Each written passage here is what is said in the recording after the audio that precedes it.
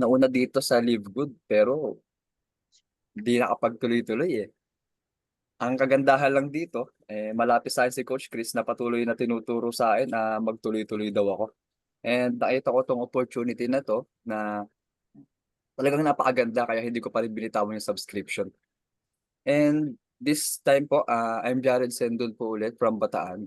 Sabi nga po ni Coach Chris, ako po yung Vice President ngayon po ng buong Bataan po sa church po namin na nag-handle po ng mga kabataan, which is sobrang gandang opportunity po sa akin upang makilala po ang Lord at mas mapalapit po sa Kanya. And nakita ko po sobrang ganda po talaga ng mga sharing dito every morning no sa mga nakaraang 4 na araw. Ito pang-4 na nga pala ngayon. Sobrang solid ng mga sharing na ang daming ginawa ng Lord sa mga buhay ng iba't ibang tao dito na hindi man tayo actually magkakakilala at pero nakikita natin yung kilos ng Lord sa buhay natin every day na kahit sobrang struggle na nakikita natin na grabe kumilos yung Lord sa buhay natin at hindi natin makakalain na ganun pala yung Lord sa buhay natin na hindi natin nakikita mismong paggising pa lang natin sa umaga sobrang laking blessing na hindi man tayo minsan karapat dapat na gumising pa eh. Pero dahil sa pagpapala at grace ng Lord, patuloy niya binibigay sa atin. And share ko sa inyo na dito sa Efeso 3:20, sabi dito, sa Kanya na makakagawa ng higit pa kaysa maaari nating hilingin at isipin sa pamagitan ng Kanyang kapangyarihang kumikilos sa atin. Yun, purihin niyang Lord sa pagkakabasa po ng sa Kanyang salita. Ah, minsan nakikita natin na ang lahat ng tao naniniwala ako perpetual thinkers yan. Ito yung parang hindi pa nagsisimula, ang dami nang iniisip, grabe mag-worry na iniisip nila na hindi pa nagsisimula, ay hindi ako makakaano. Hindi ko kayang ginagawa ni Coach Chris, hindi ko kayang ginagawa nila Coach Michelle, nila Coach Randy. Mahirap to. And minsan hindi pa nagsisimula, minsan hindi ka pa nga nanliligaw ng mga bata-bata ka eh. Di ba? Ay, hindi ako sagutin ito. Nauuna ka doon sa mga iniisip mo, nag-overthink ka agad. And kung gusto mo ibigay yung tunay na kapayapaan na hinahanap mo, kaya mo mag-lead yung Lord sa buhay mo. Kaya nga meron yung heart natin, yung spelling nun, di ba may hear? Dapat marunong ka makinig. Dapat marunong ka makinig. And hindi porket binigay mo na yung buhay mo sa Lord, ang Lord ay mag-a-adjust sa kalooban, no? Sa kalooban mo. Sa kalooban niya sa'yo. Hindi ang Lord yung mag-a-adjust, kundi ikaw mismo. Kailangan mag-adjust ka. Sabi nga sa Hebrews, di ba? Yung faith, ano ba ibig sabihin ng faith? Sabi dun, it is the substance of things that you hope for and the evidence that you don't see. Yung hindi mo nakikita. So that is faith. Yung faith po, dapat magtiwala ka sa Lord na kung anong meron kayo ngayon, na anong pinagdadaanan mo ngayon, na lahat yan ibinigay ng Lord, alam niyang kaya mo. Wag ka mag-settle dun sa natural solution lang, kundi sa supernatural solution na galing sa Lord. Kasi yung mga solution na galing sa Lord, and alam natin na, kasi yung ano yung minsan nag-expect tayo, yung imagination natin limited. But yung Lord kasi, na-exceed yung expectation nun. Yung imagination natin na-exceed niya. And pwedeng infinitely more, immeasurably more, na hindi natin makita yung kagustuhan ng Lord na yun. Pero sa ngayon, hindi pa natin naiintindihan yun, pero binibigay niya na.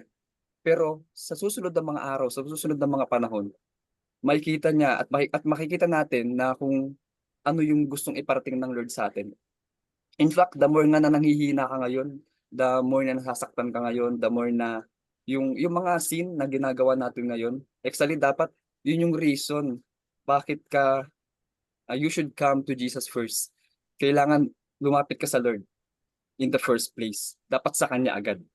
Kasi kung hindi ka maniniwala sa Kanya agad, yung alam mong ang rumi-rumi mo na, tapos hindi ka pa lumalapit, yung alam mong ang makasalanan ka na, at sobrang hindi mo na kaya, hindi ka, ang dumi-dumi mo na. So, kanino ka palalapit? Sa tide? Gulat ka, no? Hindi. Hindi ka malilinis nun, damit lang malilinis nun. Pero yung puso mo malilinis ng Lord. Kahit anong dumi mo, kahit anong kasalanan mo, malilinis ng Lord yun. Na wag mo isipin na kahit wala ka pang invite ngayon, wala ka pang yung Judy, bayaran na o grabe. Minsan hindi natin nakikita yung kilos ng Lord sa atin na ngayon pa lang binibigay niya na. Pero nililimitahan kasi natin yung sarili natin eh. Yung utak natin kasi may limitasyon, pero yung Lord natin kasi limitless yan. Hindi hindi natin maitatanggi na ang Lord ay sobrang makapangyarihan. He is powerful. And yung mga naalala niyo yung parables na sa Matthew na ito sikat na kwento to eh sa Matthew.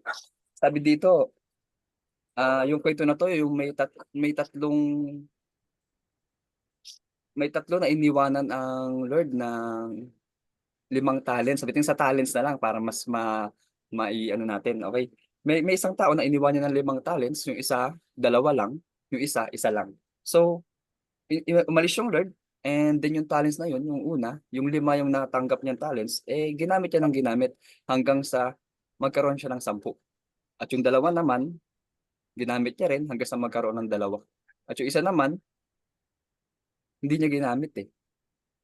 Pero anong ibig sabihin doon? Pinagkatiwala na ng Lord eh. Pinagkatiwala ng Lord sa'yo, kaya iniwan sa'yo yun. So anong gagawin mo? Dapat i-work out mo. Kaya tinawag ng Lord yung dalawa na faithful. Kasi nga, actually nakikita mo 100% naman parehas eh. Magkaiba nga lang. Magkaiba nga lang sila ng dami. Pero kung sa workout, talagang parehas lang din sila. At yung isa na yun kasi nalubog na sa takot na iniwan ng Lord sa akin to, baka pagbalik niya, wala akong maibalik sa kanya, hindi ko maibigay sa kanya. Parang doon siya na-paralyze ng fear eh, na hindi niya na sinubukan. Pero yung pagsubok na dapat binigay, kaya pinagkatiwala ng Lord, kaya iniwan niya, dapat palaguin mo. Kasi binigay ng Lord yun upang pagkatiwalaan ka eh. At alam ng Lord na kaya mo. And hindi, siyasabutin para ma-remind lang po tayo na yung Lord po, walang limitations. He has no limitations sa buhay po natin. And yung mga pinagdadaanan natin na mga bagay-bagay na yun, pansin nyo, hindi lang naman bagsak ng blessings yung Lord eh. Ay ito, ito magsasucceed ako dito. Ito, dito giginahawa yung buhay ko. Dito ako magiging successful. Tapos talagang go ka lang ng go kasi binibigay ng Lord sa'yo eh. Pero hindi ganoon eh. Hindi ganoon ng Lord. Hindi agad binabagsak lahat-lahat. Lahat ng pagbagsak niya na yun, may turo eh. May tinuturo eh. So, tinuturo niya, minsan, maghintay tayo. Kung naalala niyo yung kwento rin nung isang widow na mahawakan niya lang kahit yung damit lang ni Jesus, para gumaling siya. Kahit mahawakan niya lang yung damit. That is faith. Kung meron kang tiwala sa Lord, minsan nararamdaman natin eh, dahil sa faith, may lagnat tayo, minsan pagpaka-pray pa lang natin, parang nararamdaman natin yung healing eh. That is faith. Na yung faith ay hindi dapat mawala sa atin sa ngayon na kahit anong estado mo sa buhay ngayon, even successful ka na or hindi pa or lubog na lubog ka. Lahat 'yan kailangan ng Lord sa buhay mo eh. Kailangan kakailanganin mo ang Lord sa buhay mo. Hindi maaring hindi. At yun yung reason dapat lagi tayong lumalapit sa Lord at hindi tayo mag-settle sa mga natural solution lang kundi mag-settle tayo yung sa supernatural solution. Yes po, yung widow po yun na 12 years pong naghintay. Hindi lang po siya pinagaling physically, kundi emotionally and spiritually. Pinagaling po yung babaeng balo na yun na sa isang hawak lang, pinagaling po siya. And yun nga po, ibigay po natin yung buong tiwala natin sa Lord. Wag po tayo na magse-settle lang na kung ito na yun. Hindi eh. Minsan wag nating limitahan yung sarili natin, wag nating limitahan yung isip natin, yung buhay natin na hanggang dito na lang.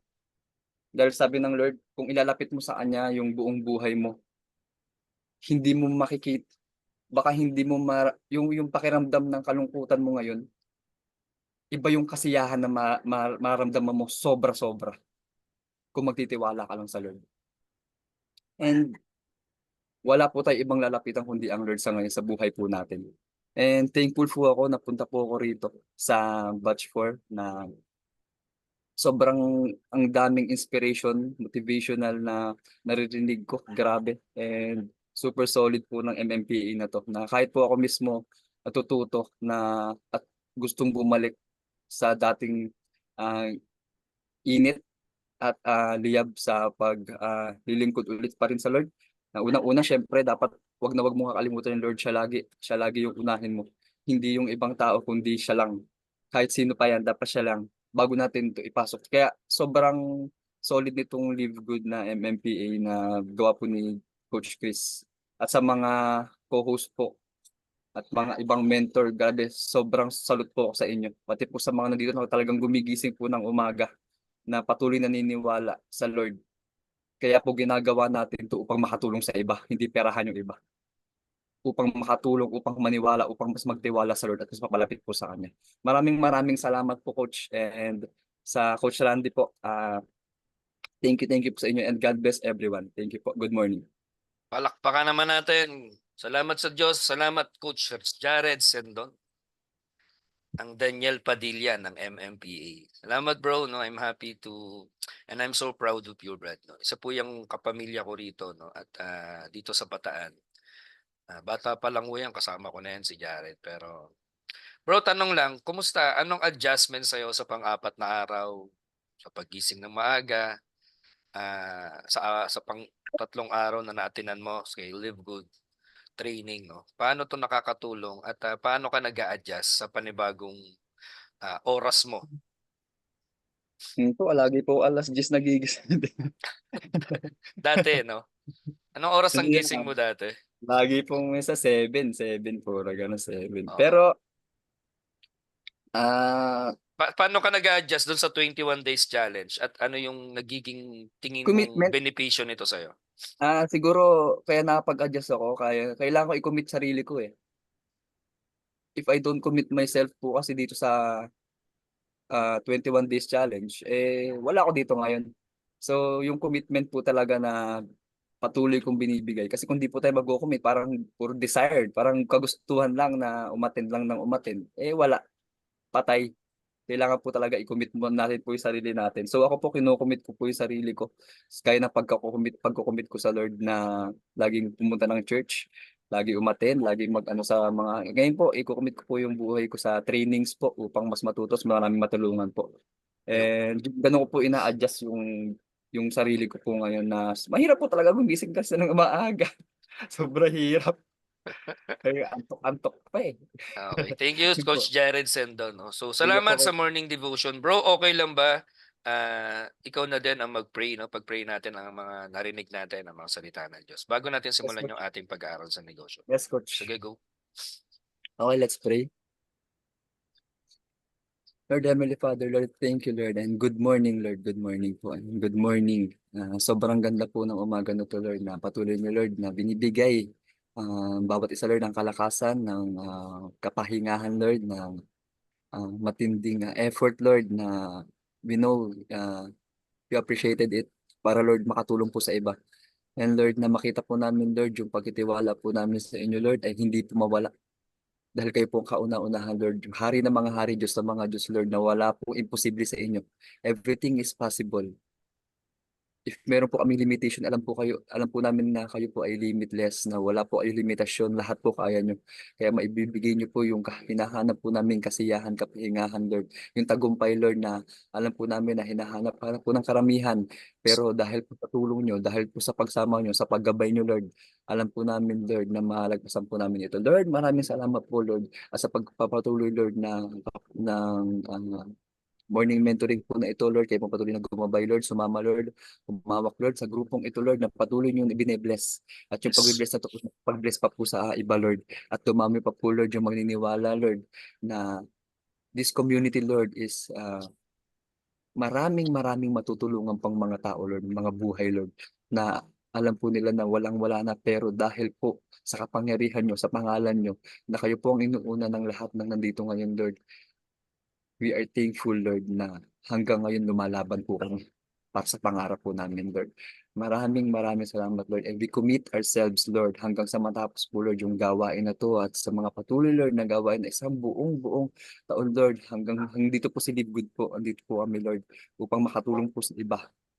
And Lord, hindi niyo pang pababayaan sa laban na to.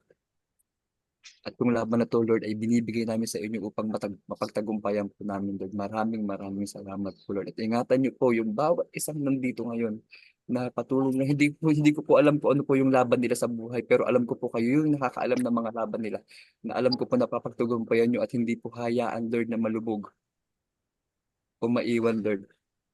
Sa kung anong naramdaman po nila, Lord. Maraming salamat, Lord. And we claim, Lord, yung katagumpayan, yung pangako nyo ay panghahawakan po namin, Lord, sa araw-araw, Lord.